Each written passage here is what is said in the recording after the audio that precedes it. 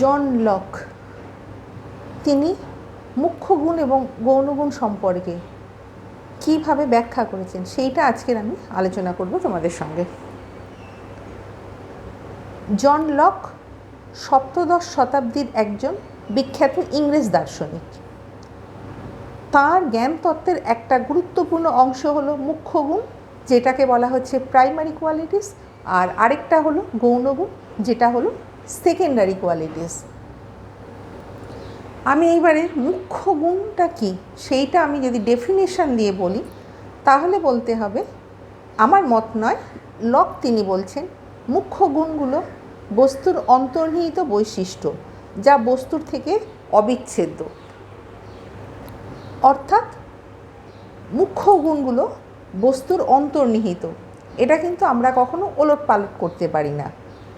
বস্তুর একটা নিজস্ব এর বৈশিষ্ট্য রয়েছে এবং যা বস্তু থেকে অবিচ্ছেদ্যভাবে রয়েছে, মানে এটা বস্তুর সঙ্গেই থাকবে। মুখ্য গুণের এটাই হলো বৈশিষ্ট্য, যা বস্তুর সঙ্গে অবিচ্ছেদ্যভাবে থাকবে।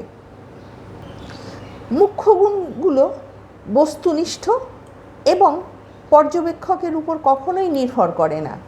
বস্তুর যে গুণটা রয়েছে সেটা কিন্তু একটা নিজস্ব, যেমন আকার, তারপরে আয়তন, বিস্তার যেগুলো রয়েছে। এখানে বিস্তার বলতে বলা হচ্ছে এক্সটেনশন, আকার বলতে বলা হচ্ছে শেপ, ঘনত্ব বলতে বোঝা হচ্ছে সলিডিটি, গতি, মোশন, আর সংখ্যা, নাম্বার। এগুলো হচ্ছে সম্পূর্ণভাবে তিনি মুখ্য গুণের অন্তর্ভুক্ত করেছেন। মুখ্য গুণগুলোর যে বৈশিষ্ট্য সেগুলো হচ্ছে বস্তুনিষ্ঠ অর্থাৎ অবজেক্টিভ। এই গুণগুলো বস্তুর নিজস্ব বৈশিষ্ট্য, পর্যবেক্ষকের মনের উপর নির্ভরশীল কখনোই নয়। পরিমাপযোগ্য, মেজারেবল, এই গুণগুলো পরিমাপ করা যায় এবং গাণিতিকভাবে প্রকাশ করা যায়। যে মুখ্য গুণগুলো রয়েছে সেগুলো কিন্তু আমরা গাণিতিকভাবেও প্রকাশ করতে পারি, কেননা এগুলোকে আমরা ওলটপালট করতে পারছি না। এগুলো একদম পুরো অবিচ্ছেদ্য, এগুলো একদম পুরো ইউনিভার্সাল। তারপরে বলা হচ্ছে যে এই গুণগুলো পরিমাপ করা যায় এবং গাণিতিকভাবে প্রকাশ করা যায়। এবারে বলা হচ্ছে সর্বজনীন, যেটাকে বলা হচ্ছে ইউনিভার্সাল, মানে যেটাকে কেউ কখনো পরিবর্তন করতে পারবে না। এই গুণগুলো সকল পর্যবেক্ষকের কাছে একই রকম মনে হবে। আমরা যেটা জানি 2+2 4, এই রকম যে অঙ্কের অনেক নিয়ম রয়েছে, কতগুলো ইউনিভার্সাল ট্রুথ রয়েছে সেগুলো আমরা কিন্তু কখনোই আমরা ওলটপালট করতে পারি না। এগুলোই হচ্ছে ইউনিভার্সাল এবং এইগুলোই হচ্ছে মুখ্য গুণ। সুতরাং মুখ্য গুণগুলোকে আমরা কখনো পরিবর্তন করতে পারি না চাইলেও। মুখ্য গুণগুলো একদম অবিচ্ছেদ্যভাবে বস্তুর সঙ্গে অঙ্গাঙ্গিভাবে যুক্ত থাকে। এইবারে আমি চলে আসছি গৌণ গুণ, যেটাকে বলা হচ্ছে সেকেন্ডারি কোয়ালিটিস। সেকেন্ডারি কোয়ালিটিস বা গৌণ গুণের সংজ্ঞা কী হলো? গৌণ গুণগুলো বস্তুর সেই বৈশিষ্ট্য যা পর্যবেক্ষকের ইন্দ্রিয় দ্বারা অনুভূত হয়। পর্যবেক্ষক সে যখন কোনো কিছু দেখছে, সে কিন্তু আজকের যেটা দেখছে কালকে সেটা কিন্তু ভুলও হতে পারে। সুতরাং গৌণ গুণগুলো সবসময় পর্যবেক্ষকের ইন্দ্রিয়ের উপর নির্ভর করছে, সুতরাং এটা পর্যবেক্ষকের ইন্দ্রিয় দ্বারা অনুভূত হচ্ছে। এই গুণগুলো বিষয়নিষ্ঠ এবং পর্যবেক্ষকের মনের উপর নির্ভরশীল। যেমন আমি এবারে এক্সাম্পল দেব।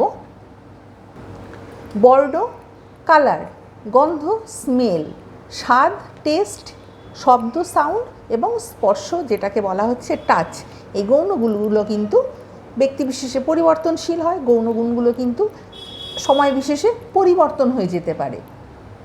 সুতরাং গৌণগুণগুলোর কী এর যে বৈশিষ্ট্য সেটাই হলো বিষয়নিষ্ঠ অর্থাৎ সাবজেক্টিভ।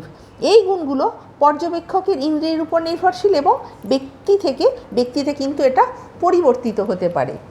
ইন্দ্রিয়গ্রাহ্য, যেটাকে বলা হচ্ছে সেন্সরি, এই গুণগুলো কেবলমাত্র ইন্দ্রিয়ের মাধ্যমে অনুভূত হয়ে থাকে, তাই এগুলো হচ্ছে গৌণ গুণ। গৌণ গুণ তাহলে কি হচ্ছে? গৌণ গুণ সবসময় ইন্দ্রিয়ের মাধ্যমে অনুভূত হচ্ছে। আর মুখ্য গুণগুলো সেগুলো হচ্ছে ইউনিভার্সাল, সেগুলো কিন্তু অঙ্কের নিয়ম, গাণিতিক নিয়ম যেগুলো, সেগুলো হচ্ছে ইউনিভার্সাল নিয়ম, সেগুলো মুখ্য গুণ। আবার ফের গৌণগুণে ফিরে আসছি। এবারে গৌণগুণের আরেকটা এক্সাম্পল হলো পরিবর্তনশীল, ভ্যারিয়েবল। এই গুণগুলি পর্যবেক্ষকের অবস্থা বা পরিস্থিতির উপর নির্ভর করে পরিবর্তিত হতে পারে। মানে ব্যক্তি যে কোনো জিনিসটা দেখছে, শুনছে, জানছে, সেগুলো কিন্তু পরিবর্তন হতে পারে, ব্যক্তি বিশেষে কিন্তু আলাদা আলাদা হতে পারে। সুতরাং গৌণ গুণগুলো ব্যক্তি বিশেষে সবসময় পরিবর্তনশীল হয়ে থাকে। এবারে আমি জন লক তিনি যে মুখ্য গুণ এবং গৌণ গুণের যে তাৎপর্যটা তিনি ব্যাখ্যা করেছেন, সেটাও তো আমার আলোচনার বিষয়বস্তু রয়েছে। মুখ্য গুণ হলো সেই গুণ যা বস্তুর মধ্যে সহজাতভাবে বিদ্যমান থাকে। মানে মুখ্য গুণগুলো সেটা ব্যক্তির মধ্যে সবসময় সব জায়গাতে সেটা হচ্ছে সহজাতভাবে বিদ্যমান, এটা কিন্তু কখনো পরিবর্তন হতে পারে না। সেই জন্য বলা হচ্ছে এটা হচ্ছে সবসময় সহজাত হবে। মুখ্য গুণগুলো পরিমাপ করা যায় এবং এগুলি সকল মানুষের কাছে একই রকমভাবে প্রতীয়মান হয়। অর্থাৎ মুখ্য গুণগুলো সবসময় পরিমাপ করা যাচ্ছে এবং সকল মানুষের কাছে সবসময় একই রকমভাবে প্রতীয়মান হচ্ছে, এটাই হচ্ছে মুখ্য গুণের বৈশিষ্ট্য। আর গৌণ গুণগুলো সেই গুণগুলো যা বস্তুর মধ্যে সহজাতভাবে বিদ্যমান থাকে না। যেটা সহজাতভাবে বিদ্যমান থাকছে না সেটা হলো গৌণ গুণ, বরং মানুষের উপর দেখা যাচ্ছে যে এটা সম্পূর্ণভাবে নির্ভর করছে, ব্যক্তিবিশেষে পরিবর্তনশীল হয়ে যাচ্ছে। সুতরাং গৌণ গুণগুলো এটা সহজাত নয় এবং ব্যক্তিবিশেষে হবে পরিবর্তনশীল। এই রং, গন্ধ, স্পর্শ এগুলো হচ্ছে সবই পরিবর্তনশীল। সুতরাং এগুলো হচ্ছে গৌণ গুণের অন্তর্ভুক্ত। যেমন একটা বস্তু একজনের কাছে লাল বলে মনে হচ্ছে, আরেকজনের কাছে কিন্তু সেই লালটা পারফেক্ট বলে নাও হতে পারে, সেটা আবার অন্যরকম বলেও মনে হতে পারে।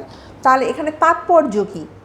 তাৎপর্য হলো লকের মুখ্য ও গৌণ গুণের ধারণা বস্তুর প্রকৃতি এবং জ্ঞান তত্ত্ব সম্পর্কে একটা গুরুত্বপূর্ণ আলোচনা। এই ধারণাটি বস্তুবাদ এবং ভাববাদের মধ্যে পার্থক্য তৈরি করে। তারপরে মুখ্য গুণগুলো দেখা যাচ্ছে যে বস্তুনিষ্ঠ হওয়ার জন্য এগুলো বিজ্ঞানের ভিত্তি স্থাপন করে।